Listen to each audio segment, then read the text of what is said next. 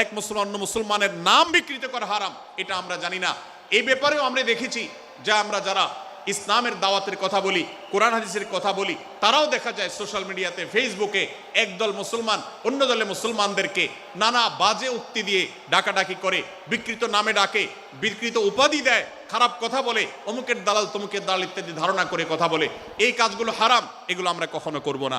আমরা যেন কেউ কাউকে নিয়ে বিদ্রুপ না করি, ব্যঙ্গ না করি, কেউ কাউকে যেন বাজে নামে না ডাকি, কেউ যেন কাউকে খোঁচাখুচি না করি, কেউ যেন কাউর নাম বিকৃত করে তাকে না ডাকি।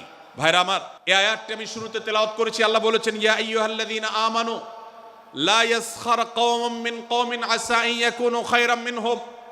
হে ঈমানদারেরা, হে মুসলমানেরা, তোমাদের কেউ যেন অন্য কারোর নাম ধরে অন্য কাউকে ব্যঙ্গ বিদ্রুপ ঠাট্টা না করে। আমরা একে অন্যকে নিয়ে ঠাট্টা করি কি করি না?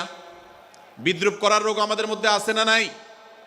ভাইরা আমার, জাগতিক বিষয় তো আছেই, এমনকি দুর্ভাগ্যজনক বাস্তবতা হলো ধর্মের নামে, ইসলামের নামে একদল মুসলমান অপর দল মুসলমানকে নিয়ে হাসি, ব্যঙ্গ, বিদ্রুপ, রাশাহাসি এবং নাম বিকৃত করা এবং খোঁচাখুচি করা, এই কাজগুলো আমাদের মধ্যে আছে না নাই? আমরা যারা ইসলামের খেদমত মনে করে আমার ভিন্ন মতের ভিন্ন দলের মুসলমানকে খোঁচাখুচি করি, আমরা যারা আল্লাহর খেদমত মনে করে, ইসলামের সেবা মনে করে, দাওয়াতের কাজ মনে করে, ইসলাম প্রচার মনে করে ভিন্ন মতের অন্য দলের মুসলমানকে নিয়ে ব্যঙ্গ বিদ্রুপ আর হাসাহাসি করি, তাদেরকে সোশ্যাল মিডিয়াতে, অনলাইনে, অফলাইনে তুচ্ছ তাচ্ছিল্য করি, আল্লাহর শপথ করে বলছি, এটা ইসলামের সেবা নয়, এটা হলো প্রবৃত্তির পূজা, এটা হলো আপনার নফসের পূজা, এটা হলো আপনার প্রবৃত্তির গোলামি করা, এটা আল্লাহর গোলামি নয়, এটা ইসলামের খেদমত নয়, এটা ইসলামের 12টা বাজানো। ভাইরা আমার, কোন অবস্থাতে একজন মুসলমান অন্য মুসলমানকে নিয়ে ব্যঙ্গ বিদ্রুপ করতে পারে না। আমার মুসলমান ভাই যদি কোনো ভুল কথা বলে, ভুল কাজ করে, আমি যথাযথ নিয়মে তাকে সংশোধনের চেষ্টা করব, সমালোচনা করার দরকার হলে সেটাও করব, কিন্তু হাসাহাসি নয়, বিদ্রুপ নয়, ব্যঙ্গ করা নয়। আজ আমাদের তরুণদের মধ্যে এটা একটা আর্টে পরিণত হয়েছে। আপনারা রোস্টিং ভিডিওর কথা কম বেশি সবাই জেনে থাকবেন। রোস্টিং ভিডিওর কথা আপনারা জানেন কি জানেন না? ভাইরা আমার, রোস্টিং ভিডিও নামটা দেখেন, অর্থাৎ কাউকে রোস্ট করা। আমরা মুরগি রোস্ট করার কথা জানি, এখন মানুষ রোস্ট করার সিস্টেম শুরু হয়েছে। একজন মানুষের কোনো ভুল কিছু পেয়েছেন, অবশ্যই আপনি সমালোচনা করবেন। আপনি একজন মুসলমান হিসেবে জানতে হবে কারোর ভুলের সমালোচনার মূলনীতি আছে। মূলনীতি আছে না নেই?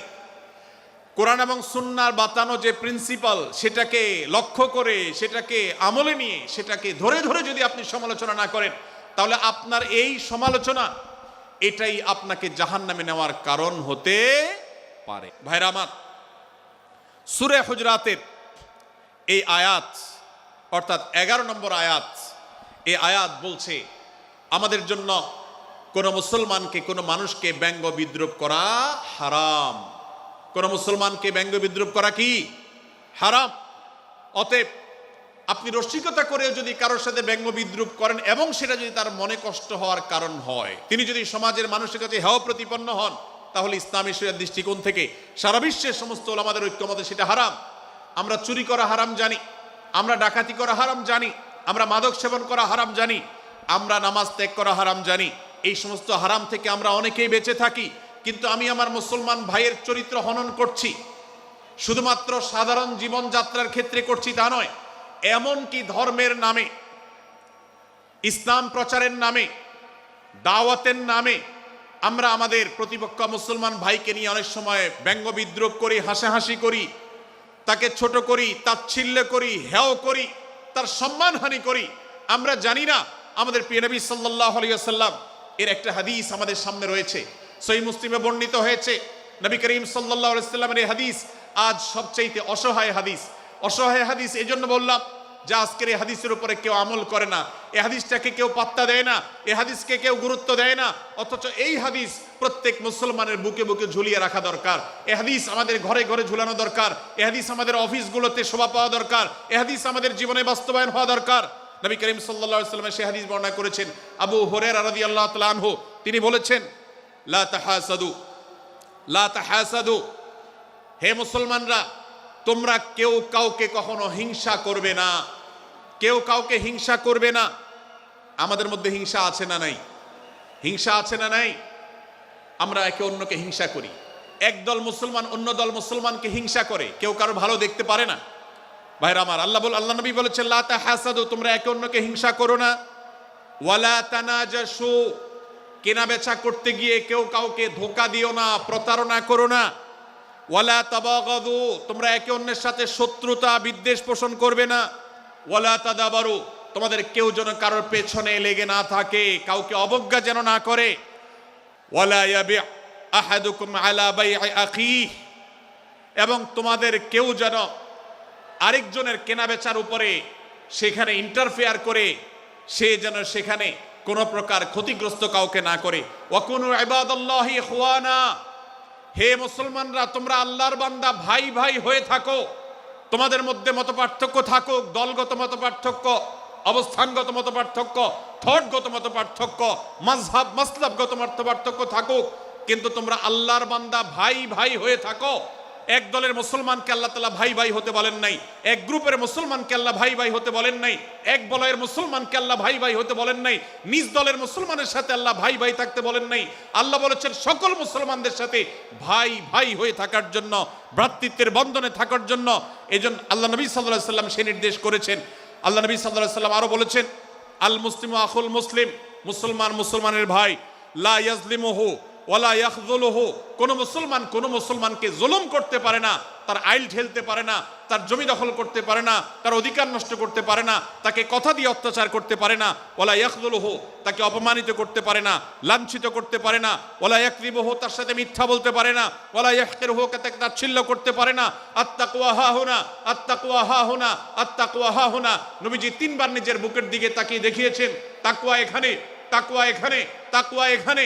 আমাদের অন্তরকে ভালো করতে হবে, সমস্ত মুসলমানদের জন্য উদার হতে হবে, কলিজাকে বড় করতে হবে, মনটাকে ব্রড করতে হবে, প্রশস্ত করতে হবে, অন্য মুসলমানকে ভাই মনে করতে হবে। কোন ভিন্ন মতের মুসলমানের সাথে শত্রুতা পোষণ করা যাবে না।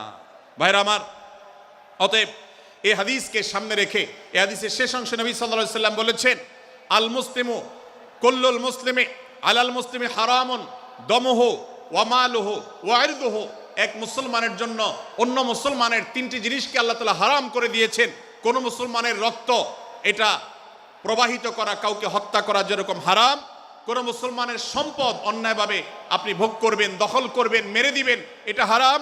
ঠিক একইভাবে কোন মুসলমানের সম্মান নষ্ট করবেন, ইজ্জত নষ্ট করবেন, সম্ভ্রম নষ্ট করবেন, অপমান করবেন, এটাকে আল্লাহ তাআলা হারাম করেছেন। আল্লাহ তাআলা আমাদের সবাইকে অন্য মুসলমানদের ব্যাপারে এরকম দায়িত্বশীল ভূমিকা রাখার তৌফিক দান করুন, বলুন আমিন। ভাইরা আমার, সূরা হুজরাতের 4 নম্বর আয়াতের এই শিক্ষাকে ধারণ করে আমরা কারোর প্রতি ব্যঙ্গাত্মক আচরণ করব না। অনেক মুসলমান আছেন অন্য মুসলমানদের নাম ধরে ধরে বিদ্রুপ ব্যঙ্গ করেন, নাম বিকৃত করেন। অনেক সময় আমরা রসিকতা করেও আমাদের অনেকের নাম বিকৃত করি।